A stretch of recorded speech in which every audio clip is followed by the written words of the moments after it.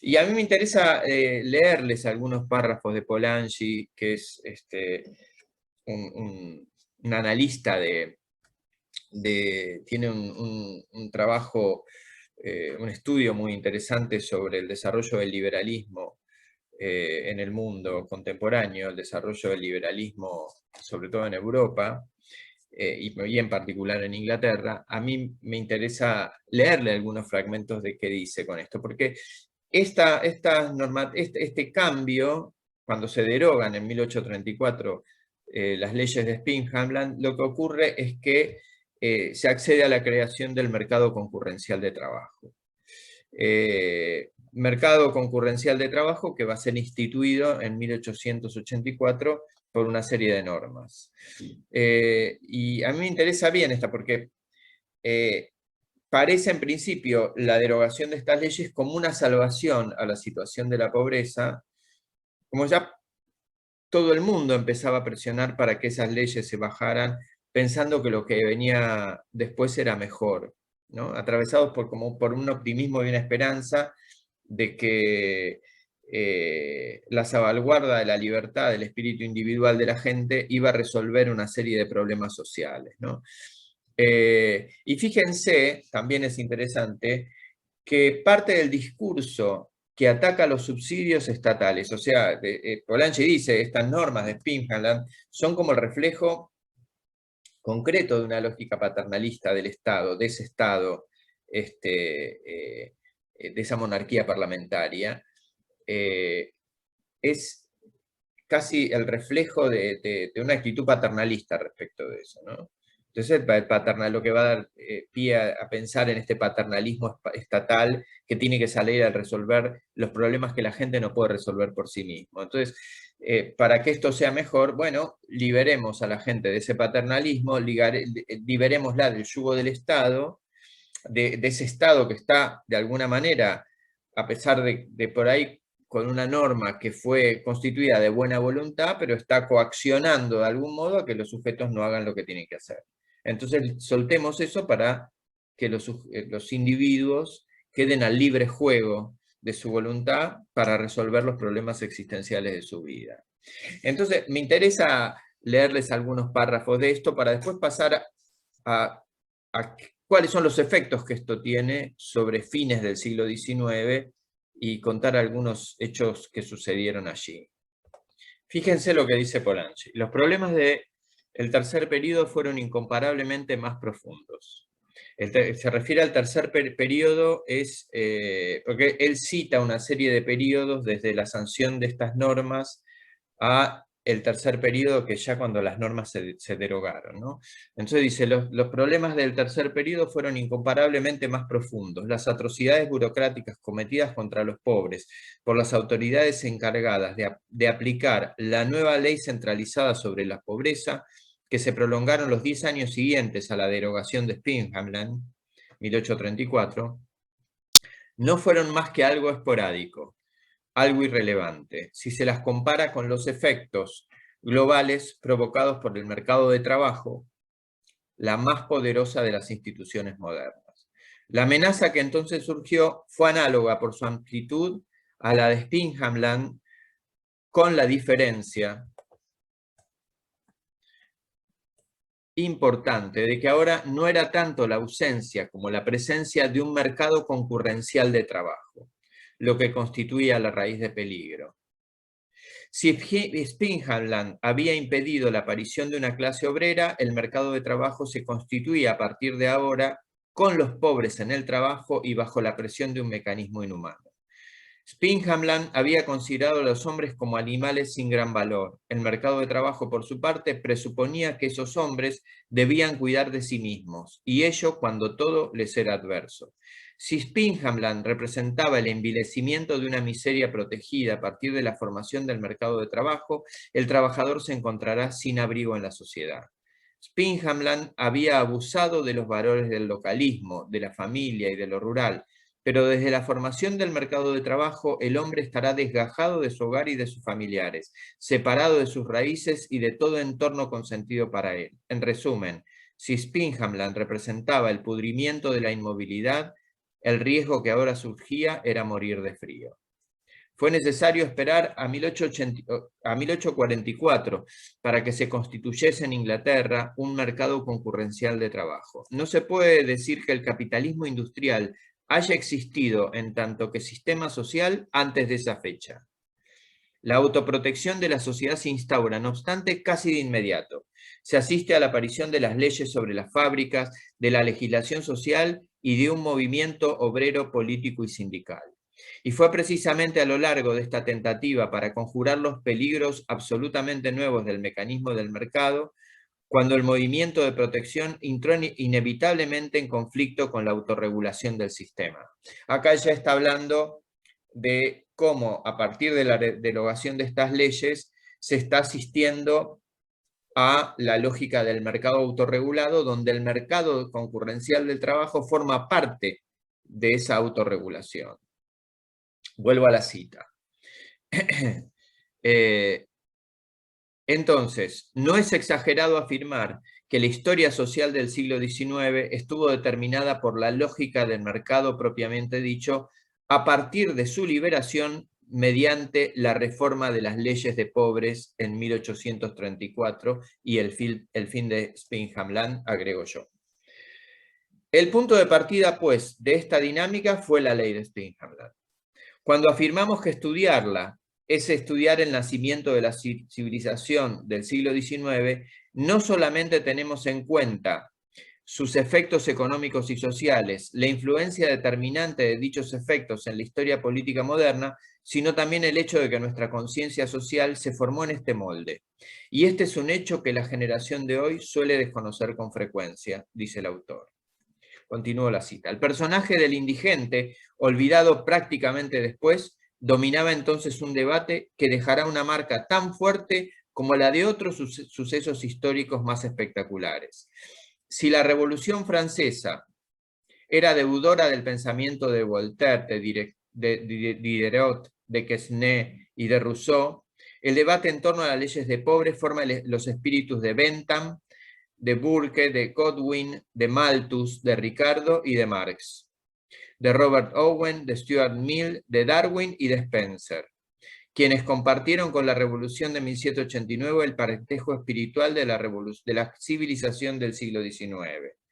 Durante los decenios posteriores a Spinham Land y a la reforma de las leyes de pobres, el espíritu del hombre, preso de una nueva inquietud, se dirigió hacia la propia comunidad. La revolución que los jueces de Berkshire, que fueron los que dictaron Spinham Land en 1795, habían intentado contener inútilmente y que la ley de reforma había al fin logrado hacer estallar, permitió a los hombres dirigir su mirada hacia su propio ser colectivo, como si antes hubiesen minusvalorado su presencia. Se descubrió así un mundo cuya existencia no se había sospechado con anterioridad, que era el de las leyes que gobiernan una sociedad compleja. Ya que si bien la sociedad que emerge en un primer momento, en este sentido nuevo y distinto, es la del ámbito económico, se trata, sin embargo, de la sociedad en su totalidad. La forma bajo la cual la realidad que estaban haciendo se presentó a nuestra conciencia fue la de la economía política. Sus asombrosas regularidades, sus contradicciones espectaculares, tenían que ser integradas en los esquemas de la filosofía y de la teología para hacerlas asimilables a las significaciones humanas. La obstinación de los hechos, las leyes inexorables y brutales que parecían abolir nuestra libertad, debían, de un modo u otro, ser reconciliadas con ella. Por esto que yo les decía antes, ¿sí? ¿No? Hay que liberar las energías de los sujetos y de los individuos. Entonces dice, la obstinación de los hechos, las leyes inexorables y brutales que parecían abolir nuestra libertad, debían de un modo u otro ser reconciliadas con ella. Y este proceso constituyó el motor de las fuerzas metafísicas en las que se aparaban en secreto positivistas y utilitaristas. Una esperanza sin límites y una desesperanza también ilimitada dirigidas hacia las regiones inexploradas de las posibilidades humanas fue la respuesta ambivalente a estas terribles limitaciones. Una esperanza visión de perfectibilidad, nacida de la pesadilla provocada por la ley de la población y la de los salarios, se encarnó en la idea de un progreso tan estimulante que parecía justificar las amplias y penosas transformaciones futuras, y en una desesperanza que debía manifestarse como un agente de transformación todavía más poderoso. Me interesa ahora señalarles cómo él caracteriza la contingencia de las posiciones, ¿no? Dice, fue así como el descubrimiento de la sociedad, dice, se integró en el universo espiritual del hombre.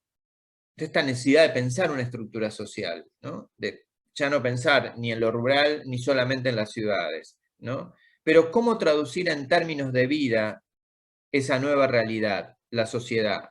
Se pregunta Polanyi. Se adoptaron, a modo de orientadores prácticos, los principios modales de la armonía y del conflicto, incorporándolos a la fuerza y violentado enormemente un modelo social que los contradecía casi en su totalidad.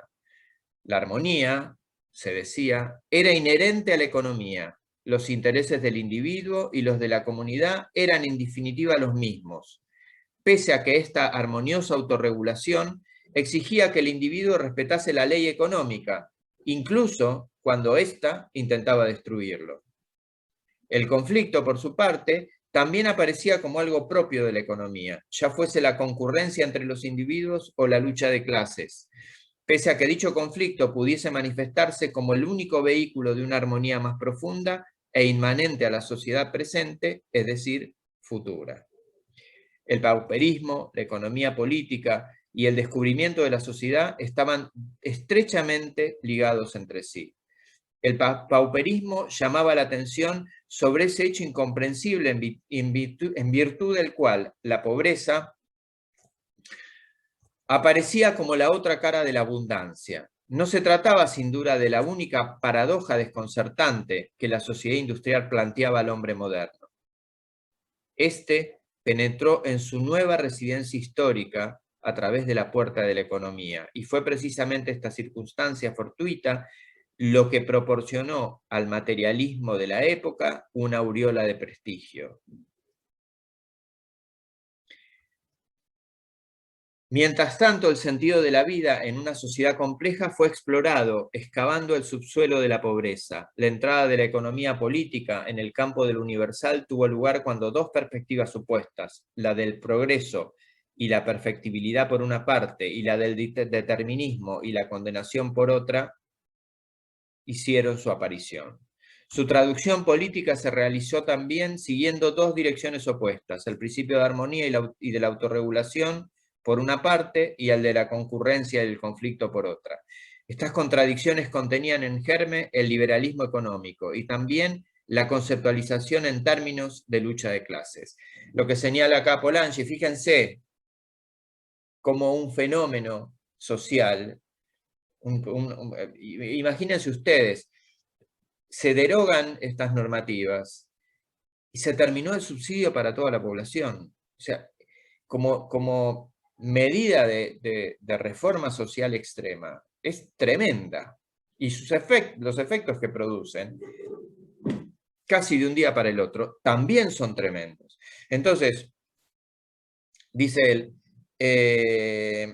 un nuevo conjunto de ideas penetró en nuestra conciencia con la rotundidad inexorable de un acontecimiento nacional. Y él describe acá las bases que van a dar origen al liberalismo y al funcionalismo que vimos en Durkheim, ¿no? Esta idea de la armonía y de la autorregulación, vis a vis esta idea del determinismo social y del conflicto plasmado a través de la lucha de clases, que va a expresarse básicamente en los primeros escritos de Karl Marx y de Friedrich Engels, ¿no? A mí me parece que es bien interesante poder pensar esto porque se crea el mercado de trabajo y el ser humano se ve compelido a tener que vender su fuerza de trabajo a cambio de un salario. y las leyes de Spinhamland, que habían querido beneficiar a la pobreza, demorando la constitución de la relación salarial, de lo que fue el asalariado, su derogación da lugar a la producción de esto. No solo eso, sino que además con esta derogación de las leyes se da la libertad a la migración de la fuerza de trabajo, con lo cual empieza a haber una fuerte migración del campo a las ciudades, y de las ciudades, sobre todo, a las ciudades que tenían desarrollo industrial, ¿no? Y obviamente que este mercado autorregulado, también a partir de acá se va a constituir otro factor, que lo señala Engels en sus escritos, referido a la necesidad del sistema capitalista de tener un ejército de reserva, o sea, de mano de obra disponible, que no esté ocupada, de modo tal de poder, de algún modo, regular el valor de los precios del salario. En la medida que yo tengo mucha demanda de trabajo en ciertos puestos de trabajo, yo puedo regular el salario, porque si vos no querés trabajar por tanto, tengo otros que van a aceptar porque necesitan trabajar y necesitan el salario porque no tienen otro ingreso posible, ¿no? Entonces, es interesante ver cómo se produce este fenómeno. Y el mercado autorregulado sienta sus bases, y si bien los estados tratan de procurar, como decía Capolanchi, ciertas regulaciones que atiendan al trabajo, a las necesidades de la población y de la sociedad, el mercado autorregulado hace su propio proceso, y muchas de estas normas no necesariamente se aplicaron. Pero fueron, sí, el primer antecedente de lo que va a ser el desarrollo de un Estado social que sobre principios del siglo XX ya sí empiece no solo a determinar algunas regulaciones y alguna legislación de protección a los trabajadores, sino a imponer la necesidad de su cumplimiento, que no es un tema menor, ¿verdad? Y llegamos a este mercado autorregulado a fines del siglo XIX con una situación de crisis social enorme. ¿Por qué? Porque el mercado es el que regula las necesidades de mano de obra, y por ende también regula el monto que va a tener el salario. Y frente a la crisis de consumo, frente a una cantidad de desocupados que presionan por poder tener un trabajo, a la cantidad de horas de trabajo que hay que cubrir, o sea, piensen ustedes que el maquinismo no tiene límite de horas en el trabajo. Entonces la jornada laboral es de 14, de 16, a veces de 18 horas, para un mismo trabajador o trabajadora, y incluso es tremendo porque en un momento en donde hay conflictos en torno a cómo se organizan las industrias, va a aparecer la necesidad de incorporar trabajo infantil. ¿Por qué? Porque primero, el puber tiene más destreza física, tiene una contextura más asible para meterse en lugares más complicados para un adulto, y es más fácilmente disciplinado. Ahora, ¿por qué aparece el trabajo infantil? Justamente por las tensiones entre lo que yo les decía antes, entre el propietario y el trabajador calificado. Porque aún con el mercado de trabajo en pleno funcionamiento, ya sin leyes de pobres ni sin subsidios que asistan a la población, el empresariado, o sea, los industriales, se encuentran con estos trabajadores que están organizados en función de sus oficios y que presionan por esto. Entonces, es necesario desarticular la potestad de ese saber para que el capital pueda manejar el mercado de trabajo y además la forma en que el trabajo va a ser realizado. Un modo de hacer esto, se implementan varias estrategias. Un modo es incorporar niños al trabajo. ¿Por qué? Porque los niños aprenden rápido, porque pueden manejarse de un modo informal adentro del trabajo, y porque además aprenden a ser buenos obreros adentro de la fábrica. No vienen con el conocimiento de afuera, sino que lo aprenden adentro. Otra estrategia que también encuentran para esto es el trabajo a destajo. Y el trabajo a destajo tiene como función, básicamente, que se terciariza parte del proceso de producción industrial. O sea, se delega a un maestro del oficio que ahora va a manejar empleados, que tiene una matriz de producción y tiene que hacerse responsable de esa matriz. O sea, buscan de algún modo no correr contra el oficio, sino cooptarlo para someterlo a las regulaciones del trabajo industrial. Lo real es que muchas de estas cosas no sirvieron para lograr lo que se quería, porque el proceso de trabajo, todo lo que era el proceso de trabajo, y el conocimiento inherente al proceso de trabajo implicaba la necesidad de un trabajador calificado, de un trabajador que conociera el oficio.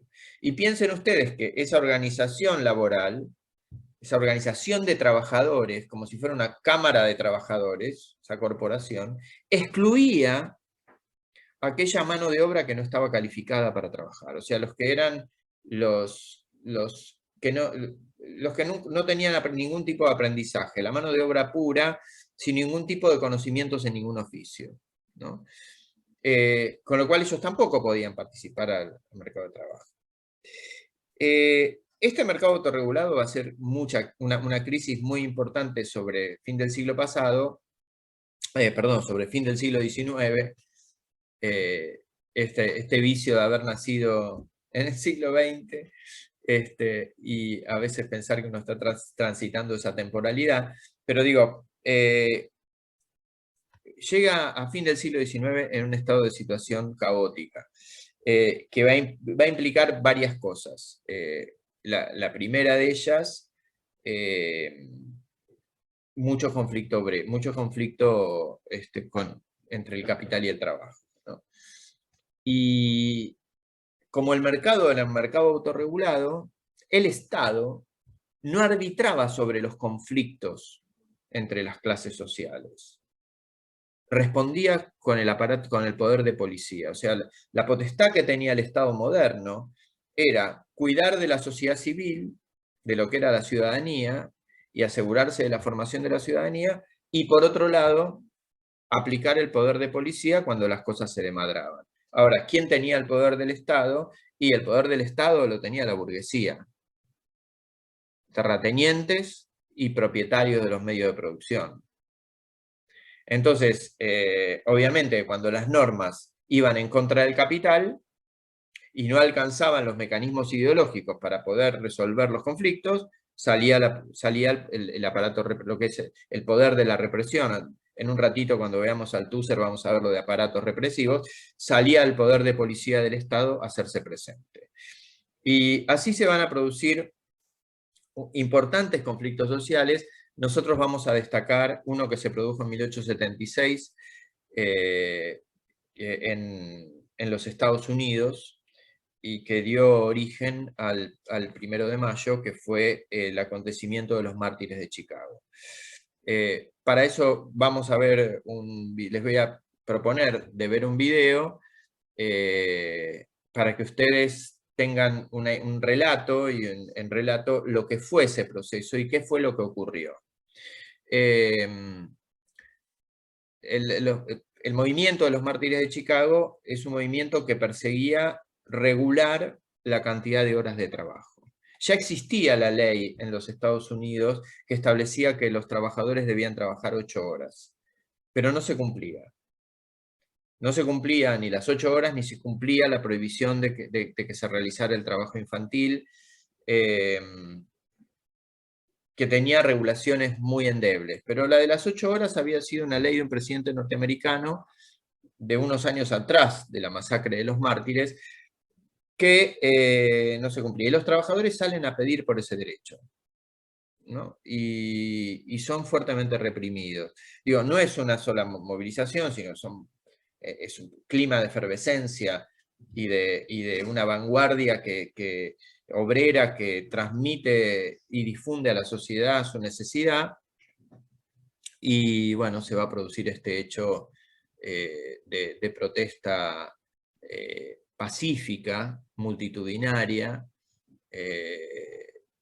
delante de las instalaciones de una de las empresas, en una plaza pública, y cuando estaba terminando el acto hay una fuerte represión policial que tiene como consecuencia la muerte de alrededor de 60 trabajadores, y luego, enredadas, capturan, medio al voleo y medio no, a 8 responsables que son condenados. Pero bueno, eso lo dejo para que ustedes lo vean en el video.